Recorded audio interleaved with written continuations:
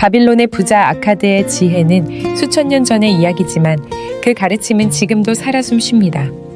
사람들은 흔히 그의 부를 쌓는 방법에만 주목하지만 정작 부를 유지하는 능력의 중요성은 간과하곤 합니다. 아카드는 실제로 돈을 버는 것만큼이나 버는 돈을 지키는 법을 강조했습니다. 그는 지혜가 없으면 가진 자는 금을 빨리 잃고 지혜가 있으면 없는 자도 금을 지킬 수 있다고 경고했습니다.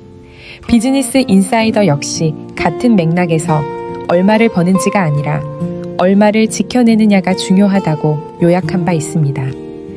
오늘은 아카드의 지혜를 현대적 시선으로 다시 살펴보며 워렌 버핏, 모건 하우절, 레이 달리오 같은 투자 거장들의 조언과 실제 사례를 통해 돈을 유지하는 능력이 지속 가능한 부의 열쇠임을 확인해 보겠습니다. 아카드는 돈에 관한 5가지 지혜를 통해 부의 축적과 보존을 설명합니다. 수입의 일정 부분을 저축하고 현명하게 투자하며 자산을 분산하라는 것이 핵심입니다. 돈을 버는 능력, 쓰는 능력, 모으는 능력에 이어 오늘 4번째 원리는 바로 돈을 유지하는 능력입니다.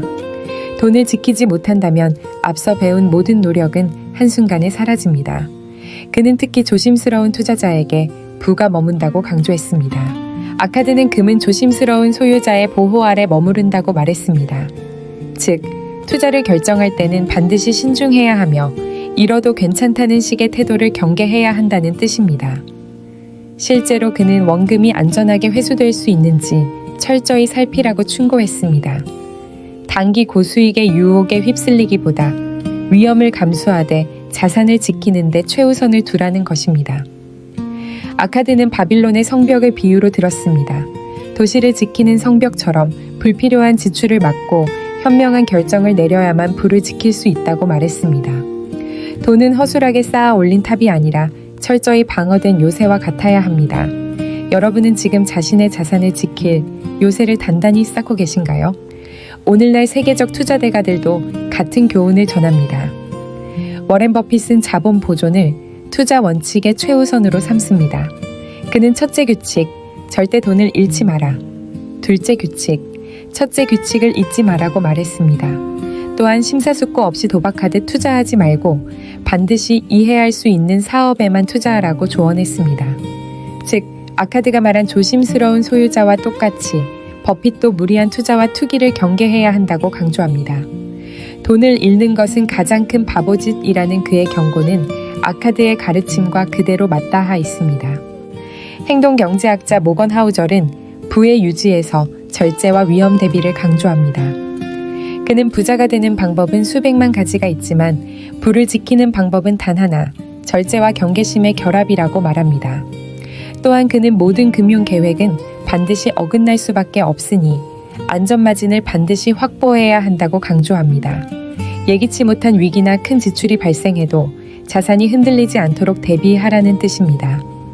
하우절은 또 부의 크기를 결정짓는 것은 수입이 아니라 저축률이라고 말합니다.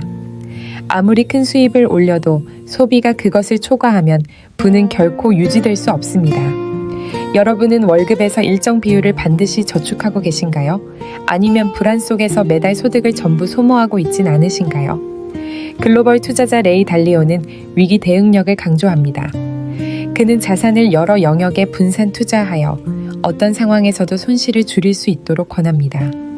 주식이 폭락하면 채권이나 금이 상승하는 식으로 자산 분간, 반대 움직임을 활용하는 것입니다. 그는 올웨더 포트폴리오처럼 경제의 모든 날씨를 견딜 수 있는 시스템을 설계했습니다. 달리오는 위험 관리를 위해 반드시 분산 투자하라고 조언하며 주식, 채권, 원자재, 금 등 다양한 자산을 고르게 배분할 것을 강조합니다. 이는 마치 출입구가 하나뿐인 작은 집보다 사방에 보호막이 있는 요새에 사는 것과 같습니다. 역사 속에서 돈을 버는 데는 성공했지만 지키지 못해 몰락한 사례가 수없이 많습니다.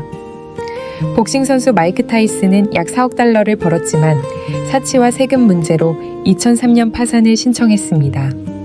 힙합 스타 MC 햄머 역시 한때 3천만 달러를 벌었지만 호화 생활로 1,300만 달러의 부채를 떠안고 1996년 파산 보호를 신청했습니다. 아카드는 급하게 얻는 부는 급하게 사라진다고 했습니다. 돈을 지키지 못하면 번 돈과 시간, 노력이 모두 허사가 됩니다. 반대로 절제와 신중함을 실천한 사람들은 위기 속에서도 버텨냈습니다. 실제로 미국 플로리다주 연구에 따르면 복권 당첨자의 파산율은 일반인과 크게 다르지 않았습니다. 중요한 것은 돈을 얼마나 버느냐가 아니라 버는 돈을 어떻게 관리하느냐입니다. 이 모든 교훈은 결국 하나로 귀결됩니다. 지속 가능한 부, 즉 지속 가능한 부는 꾸준한 절약과 위험 관리 위해서만 가능하다는 것입니다. 이를 위해 우리는 다음 원칙을 지켜야 합니다. 소득의 최소 10% 이상을 반드시 저축할 것, 불필요한 지출을 줄이고 눈에 보이지 않는 부를 쌓을 것, 안전마진을 확보하고 비상금 보험 여유 자금을 마련할 것, 여러 자산에 분산 투자하여 리스크를 관리할 것, 자신의 이해 범위를 벗어난 고수익 유혹에는 참여하지 말 것. 오늘 우리는 아카드의 고전적 지혜와 함께 버핏, 하우절, 달리오가 공통으로 강조하는 메시지를 다시 확인했습니다. 부를 얻는 것도 중요하지만 그것을 지키는 것은 더 큰 과제입니다. 여러분도 지금부터 자신만의 바빌론 성벽을 쌓아보시기 바랍니다. 소비 습관을 돌아보고 지출을 통제하며 자산을 방어하는 체계를 세우는 것이 바로 돈을 유지하는 능력을 키우는 길입니다. 끝으로 여러분은 내일도 돈 때문에 걱정하지 않을 만큼 스스로의 자산을 지킬 준비가 되어 있나요? 아카드가 말했듯이 진정으로 즐길 만한 부는 지식과 꾸준한 노력으로 점진적으로 쌓인 것입니다. 검소함과 신중함을 생활화하며 부를 굳건히 지켜나가시기 바랍니다. 오늘 당신의 시간은 어디에 닿아 있나요? 다음 문장에서 다시 만나요. 그곳에서도 당신의 이야기와 마주할 수 있기를 기대합니다.